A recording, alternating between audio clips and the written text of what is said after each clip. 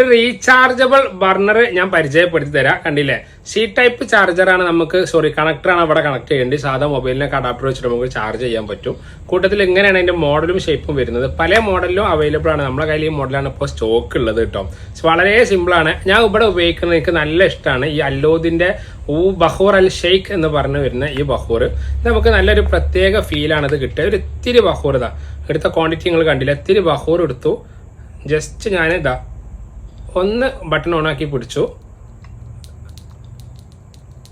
പ്രത്യേകിച്ച് നമുക്ക് ഈ റമദാൻ സീസണിലൊക്കെ നമ്മുടെ വീടുകളിലൊക്കെ പുകയ്ക്കാനും കൂടി പറ്റും.